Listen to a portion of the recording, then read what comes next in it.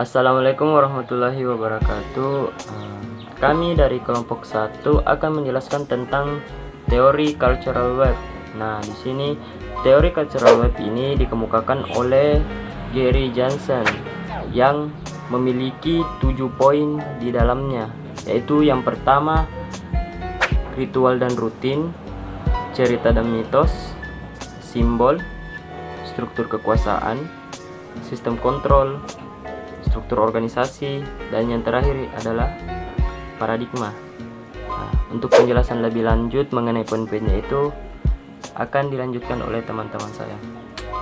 Nama saya Yunita Talib. Nah, di sini saya akan menjelaskan tentang dua bagian dari cultural web. Yang pertama yaitu ritual dan rutin. Nah, ritual dan rutin merupakan hal-hal yang mewakili cara kita melakukan segala sesuatu dalam organisasi. Nah, hal ini yang merujuk pada apa yang telah diyakini dan apa yang telah dianggap benar dalam organisasi ini, sehingga dilakukan secara terus-menerus atau dilakukan secara rutin.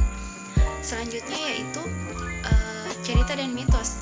Nah, cerita dan mitos ini merupakan cerita dari anggota organisasi tentang persepsinya tentang peristiwa-peristiwa masa lalu yang diwariskan secara turun-temurun kepada generasi-generasi baru atau pendatang baru agar menjadi keyakinan dalam organisasi itu, menjadi keyakinan terhadap anggota-anggota yang ada dalam organisasi ini. Terima kasih. Perkenalkan, nama saya Ratu Triana. Nah, selanjutnya yaitu simbol. Simbol merupakan semua elemen simbolis perusahaan, baik itu berupa nama, logo, warna maupun baju seragam. Kemudian yaitu struktur kekuasaan. Nah, secara tidak langsung struktur kekuasaan itu terkait dengan paradigma, karena orang-orang yang memiliki power paling besar di dalam suatu organisasi, maka dia dianggap memiliki pengaruh paling besar terhadap asumsi dan gagasan inti dalam organisasi tersebut. Perkenalkan, nama saya Dian Farul Razi. Kemudian mengenai cultural web menurut Johnson, kemudian yaitu sistem kontrol. Sistem kontrol sendiri itu adalah sistem yang dirancang untuk mempromosikan kegiatan tertentu dengan menghargai perilaku yang benar dan memantau kinerja.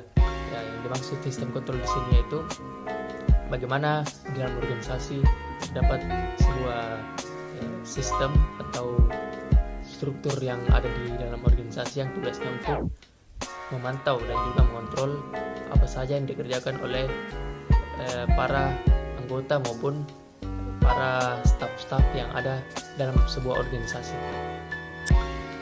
Tentunya hal ini sangat berpengaruh pada budaya sebuah organisasi, karena dengan adanya sistem kontrol ini maka segala sesuatu dan juga segala kegiatan yang dilakukan di dalam organisasi bisa dibilang ada seseorang yang mengawasi dan juga memantau agar bisa sesuai dengan ekspektasi. Kemudian struktur organisasi, ya, atau dapat dibilang organizational structure, yaitu struktur yang formal dalam sebuah organisasi yang dimana seperti organisasi pada umumnya, yaitu dengan adanya struktur maka adanya jenjang hierarki di dalamnya, dan juga bagaimana segala kegiatan yang ada di dalam organisasi dapat berjalan sesuai semestinya, karena dengan adanya struktur tersebut maka pekerjaan bisa berjalan efektif dan efisien. Perkenalkan, nama saya Syahrul Syarafuddin. Di sini saya akan menjelaskan sedikit mengenai paradigma. Nah, paradigma itu adalah kumpulan asumsi-asumsi yang dibagikan dan diterima begitu saja oleh organisasi.